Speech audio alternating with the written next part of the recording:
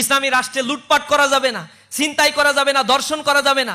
নারী তার অধিকার ফিরে পাবে। রাস্তা থেকে নারী হেঁটে চলে যাবে, তার দিকে চোখ তুলে তাকিয়ে কেউ ইপটিজিং করতে পারবে না। এটা হচ্ছে ইসলামী শরীয়ত।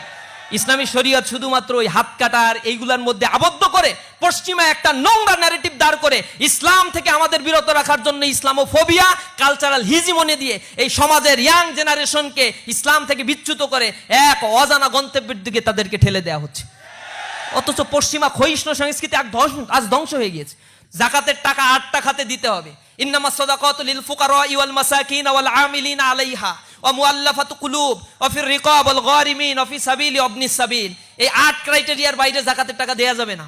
এর মধ্যে গরিব যারা, তারপরে হচ্ছে মুসাফির যারা, এরপরে অমুসলিম যারা, এরপরে মুসাফির যারা সফর করেছে, ঋণগ্রস্ত যারা, এই মানুষগুলোকে জাকাতের টাকা দিয়ে এম্পাওয়ার্ড করতে হবে। আবার জাকাতের টাকা এইভাবে আমাদের দেশে যেগুলো দেয়, ধর্নাঢ্য ব্যক্তি অনেক শাড়ি আর হচ্ছে লুঙ্গি কিনছে, এরপরে বলে লাইন ধরো জাকাতের শাড়ি দেয়া হবে। জাকাতের শাড়ি মানে হচ্ছে এক ধোয়ায় রং উঠে যাবে, এরপরে মার থাকবে না, এটা হচ্ছে জাকাতের শাড়ি। ইসলামী রাষ্ট্র বলছে জাকাত এইভাবে দিতে হবে না। জাকাত একজন ব্যক্তিকে দেবা, গরিব থেকে সে স্বাবলম্বী হবে। একজন ব্যক্তিকে জাকাতের টাকা দিবা এবং এর প্রায়োরিটি হবে তোমার আত্মীয় স্বজন আগে, এরপরে আত্মীয় স্বজন, পাড়া প্রতিবেশী, এরপরে দূরবর্তী তুমি যাকে দাও। এই জাকাতের টাকা দিয়ে এক একজন মানুষকে সলভেন্ট করে দিবা। ইকোনমিক ভ্যালু, ইকোনমিক পাওয়ার জাকাতের এত বেশি, একটা রাষ্ট্র কাঠামোকে পরিবর্তন করে দেয়।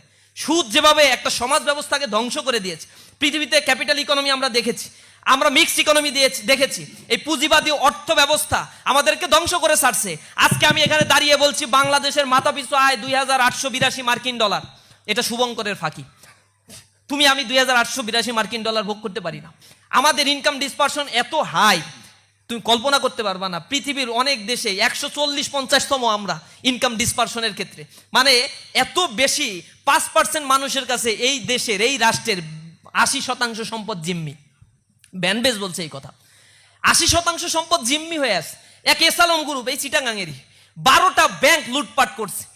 মানুষের আমানতগুলো নিয়ে তার বউয়ের নামে, তার সন্তানের নামে, ছালার নামে, শালির নামে, সবার নামে এক একটা ইন্ডাস্ট্রি খুলে লোপাট করে হাজার হাজার কোটি টাকা বিদেশে পাচার করে ফেলছে। অথচ ব্যাংকে টাকা জমা দাও তুমি, দেখো কত শুভঙ্করের ফাঁকি দেয়। ব্যাংকে এক দফা আমি টাকা জমা দেই, আমার টাকা ডাকাতি করে। এটা তো আর চুরি না। আগে তো ডাকাতি করতে হচ্ছে বন্দুক নিয়ে যাওয়া লাগতো, এখন ডাকাতি করতে গেলে একটা ব্যাংক খুলে নিলে কাজ হয়ে যায়।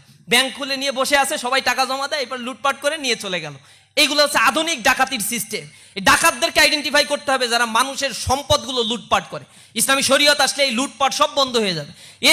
এই যে জাকাত, এই যে অর্থ ব্যবস্থার মধ্য দিয়ে, মনে করো এই ব্যাংকে আমি টাকা জমা দিলাম, এরপরে এই টাকা